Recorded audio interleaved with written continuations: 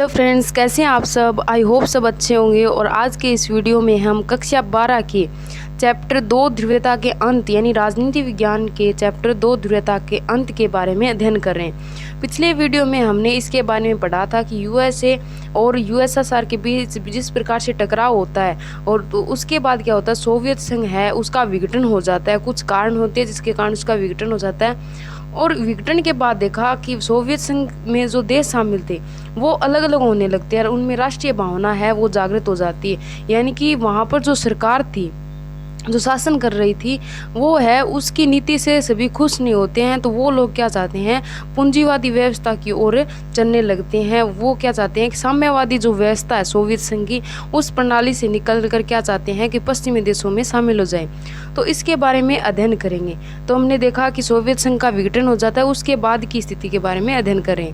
Soviet संघ की यानी कि दूसरी दुनिया या बोले कि पूर्वी यूरोप की समाजवादी व्यवस्था है, उसके पतन के बाद विश्व की राजनीति के लिहाज से गंभीर रहते हैं। यानी कि वहाँ पर राजनीतिक रूप से स्थिति देखें तो अलग हो जाती है। इसके मोटे तौर पर 3 प्रकार के हमारे सामने परिवर्तन आते हैं। यानी सोवियत संघ के विघटन के बाद 3 प्रकार के परिवर्तन हमें देखने को मिलते हैं। हर परिवर्तन के बहुत सारे प्रभाव होते हैं। इन सभी प्रभावों को यहाँ पर सूचीबद्ध करना उचित नहीं होगा। तो सबसे पहले यहाँ पर देखें तो पहली बात तो ये कि दूसरी दुनिया का जब पतन हो जाता है तो इसके परिणाम स्वरूप शीत युद्ध के संघर्ष है वो समाप्त हो जाता है। यानी शीत युद्ध का संघर्ष किनके बीच हो रहा था, ये हो रहा था यूएसए और यूएसएसआर के बीच हो रहा था। तो इन जो 2 महाशक्तियां हैं इनके बीच जो शीत युद्ध हो रहा था वो संघर्ष क्या हो जाता है, समाप्त। कब, जब यूएसएसआर है वो इसका विघटन हो जाता है। और समाजवादी प्रणाली पूंजीवादी व्यवस्था को पछाड़ पाएगी या नहीं, यह विचारधारा अब विवाद का मुद्दा नहीं रहता है। पहले क्या था, दोनों के बीच टकराव था, संघर्ष चल रहा था। तो यूएसएसआर है वो यूएसए को टकराव में क्या करे, इसको पीछे पछाड़ दे, पीछे इसको छोड़ दे। तो ये हमारे लिए मुद्दा था। लेकिन अब इसका विघटन हो जाता है तो हमारे लिए ये क्या हो गया, ये जानना है वो सबसे ज़्यादा आसान हो गया कि यूएसए सबसे बड़ी महाशक्ति बन गया है। तो ये हमारे लिए मुद्दा नहीं रहता है। शीत युद्ध के इस विवाद ने दोनों गुटों की सेना को उलझाया, हथियारों की तेज होड़ शुरू की थी और परमाणु हथियारों का संचय को बढ़ा दिया था। यानी कि जब दोनों शक्तियां के बीच टकराव था तो उस समय हथियारों की होड़ चल रही थी।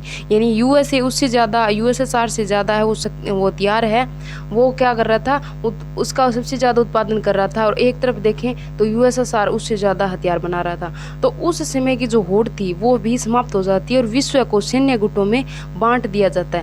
शीत युद्ध के समाप्त होने से हथियारों की होड़ समाप्त हो जाती है और नई शांति की संभावना का जन्म होता है। पहली बात तो ये। और दूसरा क्या होता है कि विश्व की राजनीति में शक्ति संबंध है वो बदल जाते हैं। यानी शक्ति संबंध यानी सत्ता के आधार पर जिसमें लोग यानी देश के लोग शामिल हो रहे थे यूएसए यूएसएसआर में, वो क्या होता है, वो तरीका बदल जाता है और इस कारण विचारों और संस्थाओं के अपेक्षित प्रभाव में भी बदलाव आ जाता है। शीत युद्ध के अंत के समय केवल 2 संभावनाएं थी, या तो बची हुई महाशक्ति का दबदबा रहेगा या एक ध्रुवीय विश्व बन जाएगा, या फिर कई देश अथवा देशों के अलग अलग समूह अंतर्राष्ट्रीय व्यवस्था में महत्वपूर्ण मोहरे बनकर उभरेंगे।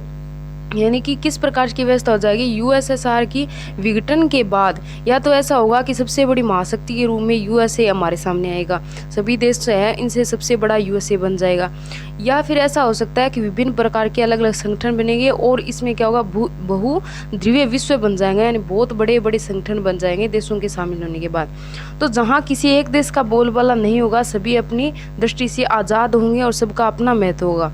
हुआ यह है कि अमेरिका अकेला महाशक्ति बन जाता है। यानी सबसे बड़ी महाशक्ति के रूप में अमेरिका अकेला खड़ा हो जाता है और अमेरिका की ताकत और प्रतिष्ठा की सह पाने से पूंजीवादी अर्थव्यवस्था अंतर्राष्ट्रीय स्तर पर प्रभावशाली अर्थव्यवस्था थी।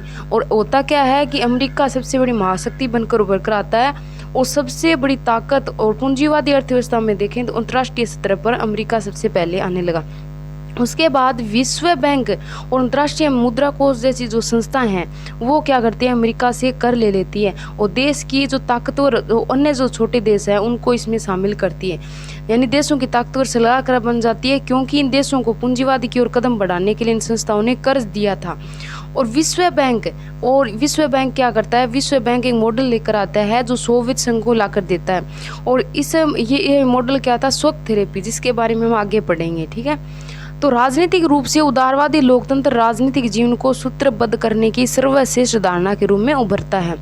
तीसरी बात देखें तो सोवियत संघ है उसके खेमे का अंत एक अर्थ या वे नए देशों का उदय होता है। यानी जो सोवियत संघ है वो खेमा हट जाता है, इसका अंत हो जाता है, तो नए देश बनकर उभर कर आते हैं। यानी यहाँ पर सोवियत संघ में जो 15 देश है, जो जितने देश शामिल थे वो क्या करते हैं, अलग अलग आज़ाद हो जाते हैं, नए राष्ट्रों का उदय होता है और इन सभी देशों को इस स्वतंत्र पहचान होती है और अपनी अलग अर्थव्यवस्था होती है। इनमें से कुछ देश जैसे बाल्टिक देश है और पूर्वी यूरोप के देश जिन्हें यूरोपीय संघ के नाम से जाना जाता है से जुड़ना और उत्तरी अटलांटिक संधि संगठन यानी जिसे नाटो कहते हैं उसका हिस्सा ये बनना चाहते थे। कौन से जो आज़ाद देश हुए थे, नए राष्ट्र बने थे।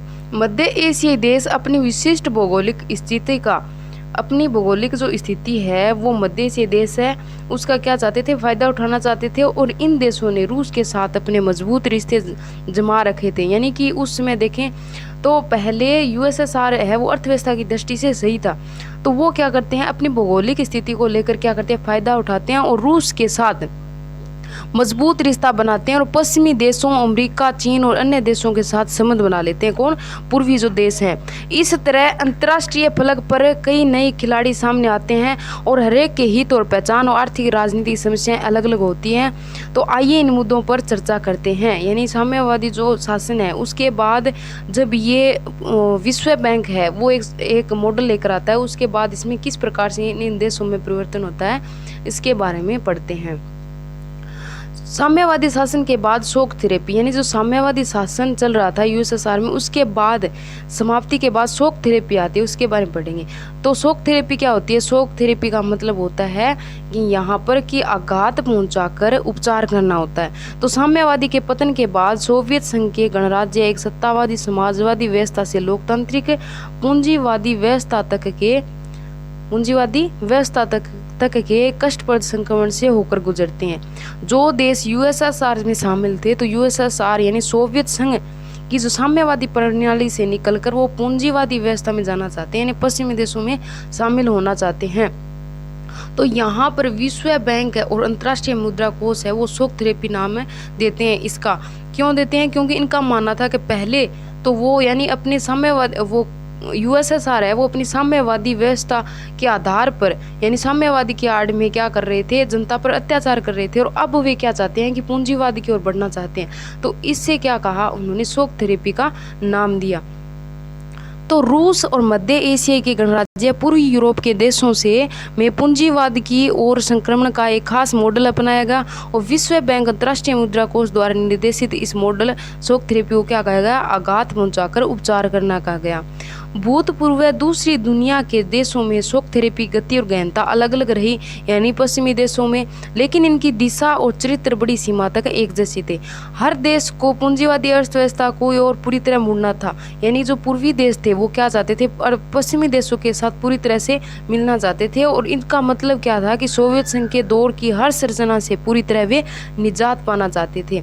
उनके साथ जो हुआ था उससे निकल कर वो क्या चाहते हैं, पूंजीवादी अर्थव्यवस्था की ओर बढ़ना चाहते हैं। शॉक थेरेपी की सर्वोपरि मान्यता क्या थी कि मिल्कियत का सबसे प्रभावशाली रूप निजी स्वामित्व था। यानी कि शॉक थेरेपी में क्या था, जो प्रत्येक चीज़ है वो निजी रूप में हो जाए। जैसे देखें कि उत्पादन और वितरण होता है, किसी भी वस्तु का उत्पादन होता है तो वो कहाँ पे चला जाता है, निजी हाथों में चला गया। उसके बाद व्यापार है वो मुक्त हो जाता है, मुक्त व्यापार अपनाया जाता है। और क्या होता है शॉक थेरेपी, इसमें कृषि है वो निजी हाथों में चली जाती है, यानी पहले सरकार के नियंत्रण में थी यानी सोवियत संघ में सरकार के नियंत्रण में थी कृषि, उसके बाद निजी हाथों में चली जाती है। उद्योगपति उनको आज़ाद कर दिया जाता है, यानी उनको निजी हाथों में, उद्योगों को निजी हाथों में दे दिया जाता है, यानी कि कीमत के उत्पादन पर निजी व्यक्ति का हक हो जाता है। और अर्थव्यवस्था में सोवियत जो राज्य है उनके देशों के जो साथ है वो आर्थिक संबंध बना सकते हैं। तो इस प्रकार की शॉक थेरेपी में व्यवस्था की गई। इसके अंतर्गत राज्य की संपदा के निजीकरण, व्यावसायिक स्वाभाविक जो ढांचा है उसको तुरंत अपनाने की बात शामिल थी। सामूहिक फार्म को निजी फार्म में बदल दिया गया और पूंजीवादी पद्धति से खेती है वो शुरू की जाती है। तो इस प्रकार से इसमें क्या किया जाता है, परिवर्तन किया जाता है। शॉक थेरेपी से इन अर्थव्यवस्थाओं के बाहरी व्यवस्थाओं के प्रति रुझान बुनियादी तौर पर बदल दिया गया और अब यह माना जाने लगा कि ज़्यादा से ज़्यादा व्यापार करके ही विकास कर सकते हैं। इस कारण मुक्त व्यापार को पूर्ण रूप से अपनाना जरूरी है, नहीं व्यापार उसको मुक्त कर दिया जाता है। और पूंजीवादी व्यवस्था को अपनाने के लिए वित्तीय खुलापन, मुद्राओं की आपसी परिवर्तन और मुक्त व्यापार की नीति को महत्वपूर्ण माना गया।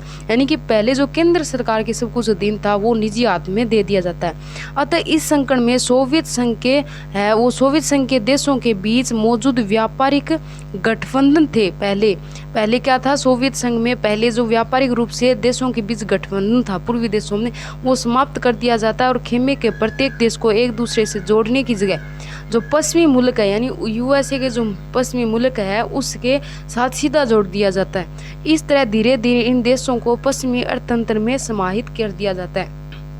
पश्चिमी दुनिया के पूंजीवादी देश अब नेता की भूमिका निभाते हुए अपनी एजेंसियों संगठनों के सहारे इस खेमे के देशों के विकास का मार्गदर्शन और नियंत्रण करते हैं। अब पूंजीवादी अर्थव्यवस्था में जब पूर्वी देश शामिल हो जाते हैं यूएसएसए के, सोवियत संघ के, तो शामिल होने के बाद वहाँ पर किसी भी प्रकार की यहाँ पर कोई कार्य होते हैं, किसी प्रकार की अर्थतंत्र से संबंधित यानी अर्थव्यवस्था से संबंधित किसी प्रकार के कार्य होते हैं, तो वो क्या किया गया, पूंजीवादी व्यवस्था के अधीन कर दिया गया। यानी विभिन्न एजेंसियां और संगठन बना दिए गए जो इस खेमे के यानी पूर्वी खेमे के देशों के विकास के लिए उन्हें मार्गदर्शित करें और उन्हें नियंत्रित करें। तो इस प्रकार की व्यवस्था अपनाई गई।